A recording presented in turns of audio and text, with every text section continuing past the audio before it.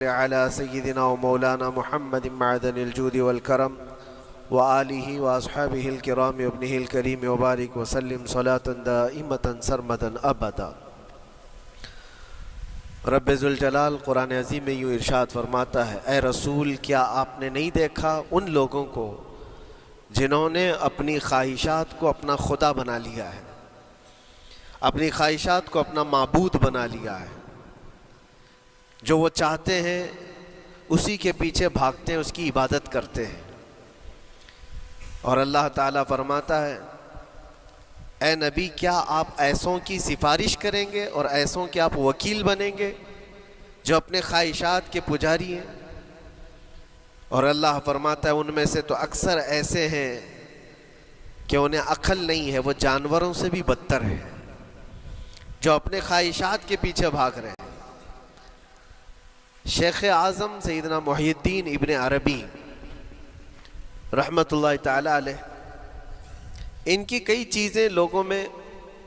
ایسی بھی مشہور تھی کہ شیخ محی الدین ابن عربی ایسے ایسے الفاظ بول جاتے ہیں جو شریعت میں ہوتے نہیں ہیں۔ انہوں نے فرمایا کہ ان سب کو بھی تو یہ پوچھنا چاہیے تھا میرے بولنے کا مطلب کیا ہے، فوراً بدگمانی کیا اور بھاگ گئے، تم دو باقی رہ گئے، میں بتاتا ہوں کہ میں نے یہ جملہ کیوں کہا تھا۔ تو کرسی پر بیٹھے تھے اور چٹائی نیچے بچھی ہوئی تھی یا قالین بچھی ہوئی تھی جس پر لوگ بیٹھے ہوئے تھے، وہاں پر سونے کے چاندی کے سب سکے رکھے ہوئے تھے جو شیخ محی الدین ابن عربی کے پیروں کے نیچے تھے۔ کہا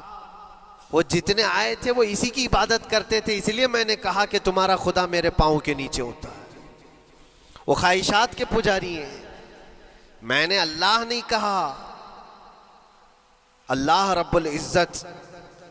وہ قادر مطلق ہے، میں نے کہا جس کی تم عبادت کرتے ہو، جس کو تم خدا بنائے رکھے ہو، وہ میرے پیروں کے نیچے ہوتا ہے۔ اور حقیقت ہے میرے عزیزوں، جنہوں نے خواہشات کے پیچھے بھاگنا شروع کیا در حقیقت وہ اپنا خدا بنا چکے ہیں ان کو۔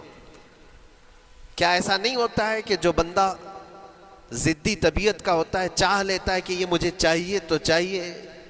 یہ مجھے چاہیے تو چاہیے، یہ جو ضد ہے اپنی خواہش کو پوری کرنا، یہاں پر کہا گیا ہے کہ وہ اپنی خواہش کی عبادت کر رہا ہے، اس کے پیچھے بھاگ رہا ہے۔